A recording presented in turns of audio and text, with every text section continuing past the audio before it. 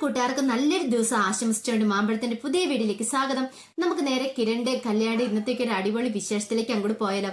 എന്ന് കാണിച്ചിരിക്കുന്ന പറഞ്ഞിട്ടുണ്ടെങ്കിൽ കല്യാണി സ്വപ്നം കണ്ട് ഞെട്ടി എഴുന്നേക്കുവാണ്. ഈ സമയത്ത് കിരൺ ചോദിച്ചു എന്ത് പറ്റിയെന്ന് ചോദിക്കുന്നുണ്ട്. പക്ഷെ കല്യാണിക്ക് സംസാരിക്കാൻ പറ്റുന്നുണ്ടായിരുന്നില്ല. അവസാനം കിരൺ കുറച്ച് വെള്ളമൊക്കെ കൊടുക്കുന്നുണ്ട്. കല്യാണി സാവകാശം നീ വെള്ളം കുടിക്കുക, എന്നിട്ട് റിലാക്സ് ചെയ്യുക, എന്നിട്ട് സംസാരിച്ചാൽ മതി എന്ന് പറയാണ്. പക്ഷെ കല്യാണി ആംഗ്യഭാഷ കാണിക്കുന്നതല്ലാതെ ഒന്നും സംസാരിക്കുന്നേ ഉണ്ടായിരുന്നില്ല. അവസാനം കിരൺ എന്ത് ചെയ്യും, കല്യാണി ചേർത്ത് പിടിച്ചിട്ട് പറഞ്ഞു, കല്യാണി നീ പേടിക്കണ്ട, എനിക്ക് മനസ്സിലായി നീ എന്തോ സ്വപ്നം കണ്ടിട്ടുള്ളതാ, അതുകൊണ്ടാണ് നിനക്ക്, നീ ഒരു കുറച്ച് സമയം കഴിഞ്ഞ് സംസാരിക്കാൻ ശ്രമിച്ചാൽ മതി എന്ന് പറയണ. പിന്നീട് പതുക്കെ കല്യാണി അതിനകത്തുനിന്ന് ഒരു മുക്തി നേടി വരുവാണ്. കുറച്ച് സമയം കഴിഞ്ഞപ്പോഴത്തേനും കല്യാണി ഓക്കെ. അതിനുശേഷം കിരൺ ചോദിച്ചു എന്ത് പറ്റി കല്യാണി, എന്താ സംഭവിച്ചേ, നീ എന്തെങ്കിലും സ്വപ്നം കണ്ടു എന്ന് ചോദിക്കണം. കല്യാണി പറഞ്ഞു ഞാൻ സ്വപ്നം കണ്ടത്, എന്ത് സ്വപ്ന കണ്ടത്, ഞാൻ ഒരു ദുസ്വപ്ന കണ്ടെന്ന് പറയാണ്. കിരണേട്ടനെ ഇല്ലാതാക്കാണ്ട് വിക്രത്തിന്റെ ആൾക്കാർ വന്ന കിരണേട്ടനെ കുത്തി പരിക്കേൽപ്പിച്ചിട്ട് പോകുന്നതാണ്. ഇതാണോ, ഇത്ര നിസ്സാര കാര്യത്തിനാണ് നീ ഇത്രമാത്രം ടെൻഷൻ അടിച്ചെന്ന് ചോദിക്കാം. കിരൺ ആശ്വസിപ്പിക്കുക ചെയ്ത കല്യാണിനെ. കല്യാണി പറഞ്ഞു ഇത് നിസ്സാര കാര്യമോ, ഇതത്ര നിസ്സാര കാര്യമായിട്ട് കിരണേട്ടൻ തള്ളിക്കളയണ്ട. എനിക്ക് ആ സ്വപ്നം കണ്ടു കഴിഞ്ഞപ്പം എന്റെ മാനസികാവസ്ഥയുണ്ടല്ലോ, എനിക്ക് ശബ്ദം വരെ നഷ്ടപ്പെട്ടു പോയായിരുന്നു. എനിക്ക് അവിടെ കിടന്ന് അലറി വിളിക്കുന്നുണ്ടായിരുന്നു ഞാൻ, പക്ഷെ ആരും കേൾക്കുന്നുണ്ടായിരുന്നില്ല. ആ അവസ്ഥ കിരണേട്ടന് പറഞ്ഞാൽ മനസ്സിലാവില്ല. കിരൺ പറഞ്ഞു നീ ഇങ്ങനെ ഓരോന്നൊക്കെ ചിന്തിച്ച് കിടന്നിട്ട് എങ്ങനെയൊക്കെ സ്വപ്നം കാണുന്നത്, നീ അതേക്കുറിച്ചൊന്നും ചിന്തിക്കണ്ട, നല്ലത് മാത്രം ചിന്തിച്ചോണ്ട് ഉറങ്ങാൻ കിടക്കുക, അതാന്ന് പറയാണ്. അല്ല കിരണേട്ടാ, എനിക്ക് എന്തോ മനസ്സിനൊരു സ്വസ്ഥത തോന്നില്ല, എന്തോ ഒരു ആപത്ത് സംഭവിക്കാൻ പോകുന്നോർത്ത്.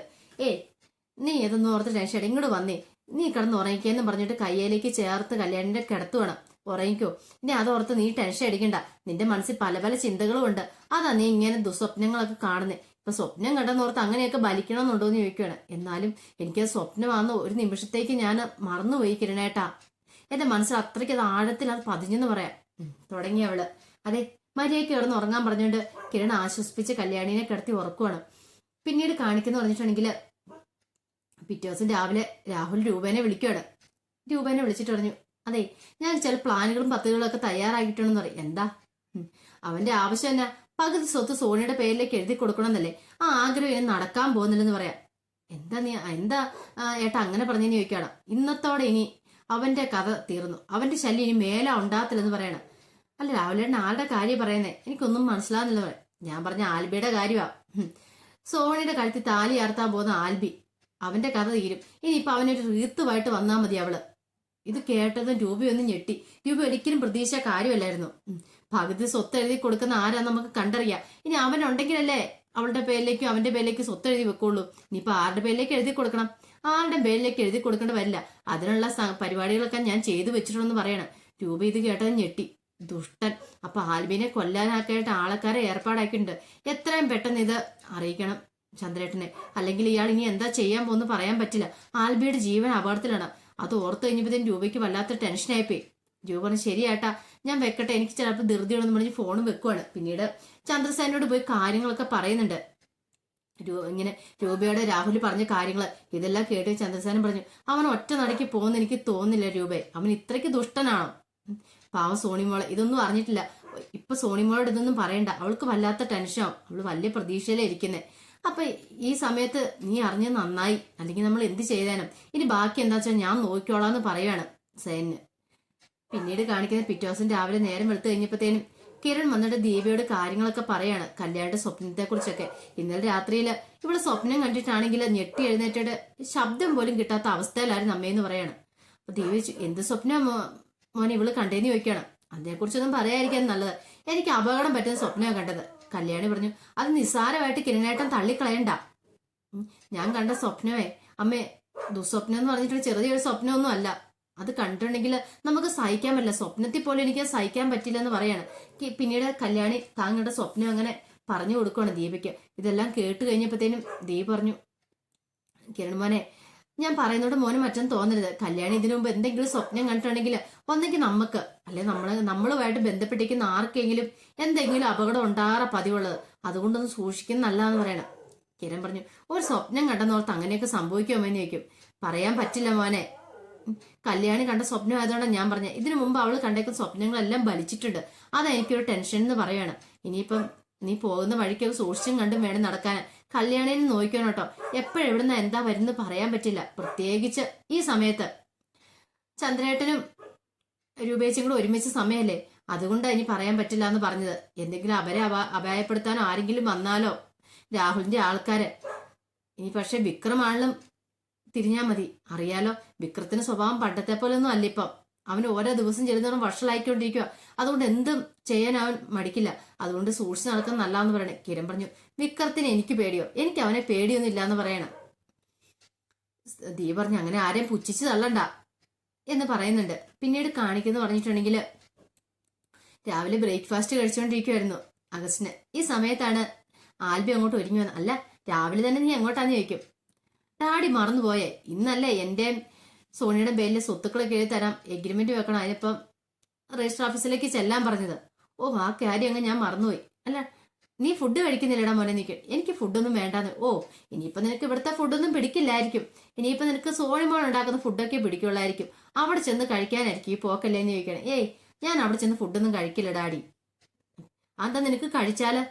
നീ അവിടെ നിന്നല്ലേ കല്യാണം കഴിക്കാൻ പോകുന്നത്? സോണിമോളല്ലേ കല്യാണം കഴിക്കാൻ പോകുന്നത്. അവിടെ നിന്ന് ഫുഡ് കഴിച്ചു നിർത്തി ഇപ്പൊ ആകാശം ഇടിഞ്ഞു പോയാൻ പോകുന്നില്ല. ഒന്നും അല്ലല്ലോ, നീ കെട്ടാൻ പോകുന്ന പെണ്ണിന്റെ വീടല്ലേടാന്ന് ചോദിക്കണം. അതൊക്കെ ശരി തന്നെ ഡാഡി.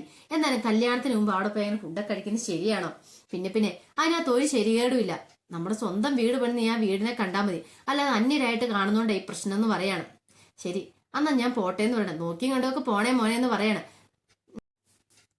പിന്നീട് കാണിക്കുന്ന പറഞ്ഞിട്ടുണ്ടെങ്കിൽ ആൽബി രജിസ്റ്റർ ഓഫീസിൽ അങ്ങോട്ട് ചെല്ലുവാണ്. അവിടെ ചെന്നതിന് ശേഷം സോണീനെ വിളിക്കുന്നുണ്ട്.